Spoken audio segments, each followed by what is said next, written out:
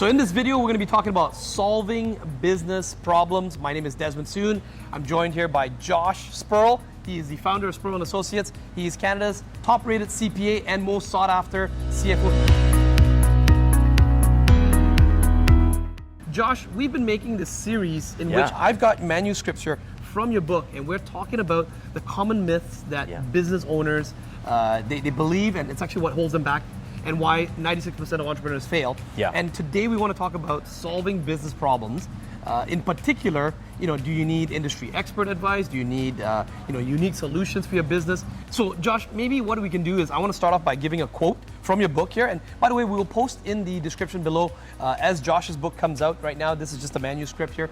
You can find how you can get a copy there. Josh, you wrote here, if your business depends on you, you don't own a business. Actually, that's Michael Gerber, right? You have a job. And I think a lot of us entrepreneurs, that's exactly it. We own a job. We're in a job before, and then we got this entrepreneurial seizure, as he talks about, and we get a job. So how do business owners solve problems? In your opinion, walk us through what are the categories, and if I'm a business owner right now and I'm trying to figure out what problems to solve, how should I go about it? So the problems that you need to solve, first of all, you need to categorize those problems. Okay. That's very important what you said there, the category of the problem, because once you categorize the problem, it's going to help you understand it deeper. There are three primary problems that the business owner is having. So number one is they don't have enough customers, right? Correct. Not enough revenue coming in the door. Number two is they're running out of cash. They're having cash flow concerns, okay? And number three is they can't find the right team. They can't find the right people to hire. Hiring. They can't develop the team members that they have. They can't find the right team, okay? It's those three categories. Once you understand that those are the three main categories of all business problems, they're going to help you understand the problem at a deeper level.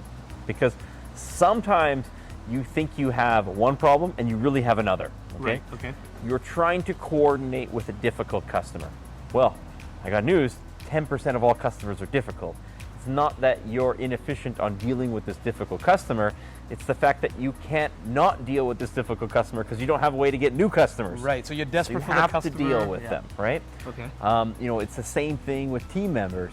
You're stuck with the same crappy employee because you don't know how to go out and find and train an employee efficiently. So you have to keep dealing with that employee who shows up late, who misses deadlines. It's the same problem. So once you understand those three categories, customers, cash flow, and team, then you can truly dissect the problem, because then look at the problem that you have and figure out, is this really the problem, or does it fit into one of those three categories, and I need more customers, I need more cash flow, I need more team. If I have one of those three things, my problem would go away. Right. Okay, and also, by the way, if you haven't checked out any of the other videos in this series, click the I button up here or check it out in the description below. We'll post the playlist. There's a lot of these topics. Josh keeps repeating a lot of the very proven practices, but we as entrepreneurs come in and we always think that something is different. Now, by the way, I also own two businesses. Josh was my CPA, still my CPA, and my CFO, and we have started to work with business owners who are either looking to buy or sell their businesses, want to scale their business, and they want to beat the odds. That's why Josh runs a bootcamp called Beat the Odds, which we'll also post in the description below. Now, Josh, let's say now use me as an example. I figured out my three categories. Do I need a unique solution? Meaning, do I need is it a proven methodology by other successful businesses that you always talk about? So finding unique solutions to all the business problems is the way to bankruptcy. Okay. Because business owners have 1,000 different problems, right? And if they're going to find the time, to find a new way to create fire every single time, they're going to run out of cash. That's just what's going to happen. So you need to focus on proven strategies first, right? Okay. Generally, when you don't have a problem, when you're looking to perfect, that's the time when you can look for unique, things to bolt on, right? But when you have a problem, you have a 5-alarm fire, you do not want to be taking time and experimenting with different ways to solve this unique problem, right? Okay. 88% of all, small business transactions, someone's going to buy from a small business, it's going to happen because they search you on Google first, right? So now, when you have a customer shortage, now is not the time to try to find that one Facebook ad that's going to go viral, right? Right. Let's make sure we can rank on Google and get the phone to ring, right? Correct. This is what we have to do. This is how we focus on the beginning on solving these issues. We don't need these unique solutions. We're taught, from a very early age that these unique ways to solve problems and these unique perspectives are useful and celebrated, but the problem is you don't have enough time in operating a business. You only have a certain amount of runway, and that runway is your cash flow. Correct. And when you're in that early stage of your business, if you're trying to find a unique solution for everything, finding customers and doing your accounting and hiring people, you're going to run out of time. You just won't have enough cash. So what should someone do then?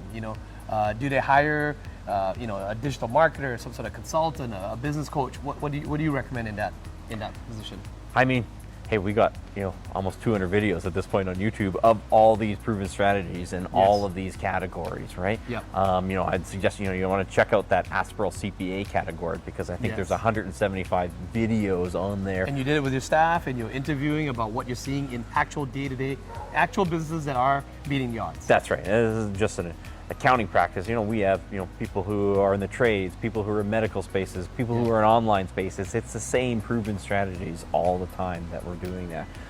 Be careful who you get these strategies from, because if you get strategies from people who are small, even though they might say they're big, they might go rent a Lamborghini for a video, but they have no staff and no office, right? That's a big red flag. You will stay small too.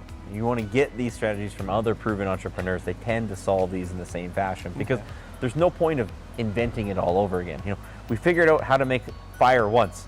We figured out how to make the round wheel instead of the square wheel once. We don't have to do it over again. It's already the right answer, right? So that's what you need to do, is find successful entrepreneurs, how they're actually acquiring clients.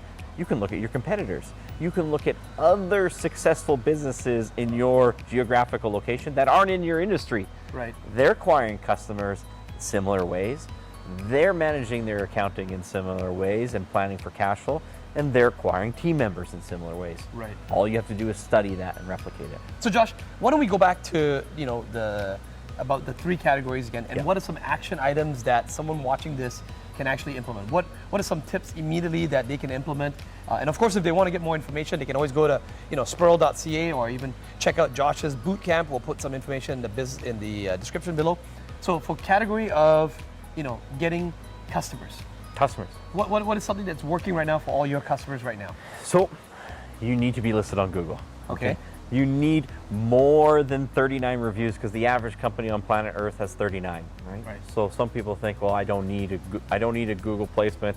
I have a Facebook listing. Well, 88% of the time they're going to Google you before they transact with you, so you better have a presence on Google. Yep. Why do we suggest 40 reviews? It's because 39 is the average number of reviews that a company has on planet Earth. If you're below 39 or at 39, you just don't get, you're a ghost. That's it. Google doesn't see you. That's it. And business owners, they want to have this, discussion about this, about how they feel their 16 reviews is good and it has a 5-star review, but Google doesn't care. It needs to be 40. It's a mathematical equation. It's a mathematical equation. There are proven numbers on how to solve these things. So, action step, 40 reviews. Go get that first. Let us know in the comments below if you actually get it. And then watch what happens to your listing and your phone's ringing. That's right. I mean, comes to cash flow. Yes. How do successful business owners manage cash flow? Yes. They have a set time to actually review their numbers, right? What does that look like? Every 2 weeks they're looking at bookkeeping for their company. Every month they're sitting down with their CPA. Are they paying out, as soon as they get an invoice, do you pay out right away, or is there a set date to do payouts? They have set cutoff times and set payroll times, right? People who have worked in big companies, they know this, right? Right. There's a set time where they cut off payroll and payables, and they disperse cash at set times. Right. Small business owners are trying to disperse cash every day of the week. Right. It's not scalable, right? If you're spending time trying to disperse cash every day of the week, guess what? Your marketing's suffering. Yes. Your team is suffering because you're not spending time training them. It just doesn't work. You're running to the bank to do wire transfers and depositing checks. Exactly. When you should be on the phones or talking to customers or doing marketing or money, income generating activities. One of the biggest tips, by the way, Josh helped me do, and this is my tip, my giveaway in action for you, is if you have customers that are ongoing and you're invoicing them every month. This was a big aha for me. Josh said, put them on a subscription. Get their credit card, put them on a subscription, and so it comes out on the 1st of every month. It comes on the first business day of every month. It's set in stone, right? We think that we should be sending invoices. When I tell people, chasing people down with accounts receivable. You don't want to be sending invoices. You want to be sending receipts. Correct. Right? I mean, that's the business that you really want to be in. If you have to be sending invoices, Don't wait for a month before you send that invoice. Send it every week if you're in some sort of construction job where you get progress payments, right? Makes a lot of sense. Bill early, bill often. Ideally, don't bill at all, just send the receipts, right? Right. These are proven practices. You get your phone bill. I mean, how often does TELUS or Bell or the big phone companies, they're just pre-authorizing your credit card, it comes off. They figured this out, right? Yes. It's easier for them. Business owners, meanwhile, they're thinking about, I'm going to be smarter. I'm going to save that 2% credit card fee. Yep. And they think they're smarter. They don't realize the cost of actually collecting that invoice is far greater than that 2% credit card charge that we're paying. Makes a lot of sense. Josh, what about the last one, team? What's an action item for someone watching this video on scaling and building a team? What any size business, say they're pretty small, they're under 500,000. Say they're between 100,000, 500,000, or even 50,000 and 500,000. How do they scale a team? How do they? I mean, a set proven strategy is daily team meetings, preferably first thing in the morning or as close as you can get to first thing in the morning. A huddle, right? Yep. A huddle. Yep. I mean, big Fortune 500 companies do this. Businesses across different industries do this. That standing daily team huddle, it helps solve problems. It can be used as a training activity. One individual on your team is asking a question. Meanwhile, there's 7 other people on the team. They have the same question. They just don't want to ask it. Correct. Or they're going to have that problem 4 days from now. And by you addressing it in a group setting, you've trained everybody all at once in a very time-efficient manner. Right? Wow. Josh, before we wrap up here, I know that you're a big fan of group interviews as well, too. Yeah. Now, I don't know if we have enough time. If you want Josh to go into his strategy of how he does that, comment below. Say, we want Josh to explain how he does group interviews. I'll get him to go into a whole video on that at a later date. But for today, Josh, can you just give us a quick high level of why group interviews are what you believe in? Group interviews. I mean, acquiring the best people is a numbers game, right? Yes. And the big guys who hire at mass, the Googles, the Disneys of the world, who have to hire a significant amount of employees, they know this, so they don't want to spend time doing one-to-one interviews, where it dramatically reduces the number of people that you can see. They're going to interview people on a group basis. They're going to see more people, get better candidates. That's it. Meanwhile, the small business owner is just stuck thinking that by that intimate setting, that somehow that intimate setting is going to make a bad candidate good, when the problem is, if you want a better candidate, you have to see more candidates. And it's just kind of competition, right? Like that's right. You pick the best one, you got more choices to pick from. Yes. And that's how, and you do it on a regular basis too, right? Every single week. We've been doing group interviews every single week for years, because I don't want to see an accountant when I need to hire an accountant. My goal is to see every single accounting graduate that comes out of the universities in our surrounding area. That's how we're trying to look at it. Well, there you go, folks. Solving business problems into 3 different categories. If you found this video helpful, let us know, comment below, hit the subscribe button, and we will see you in the next episode.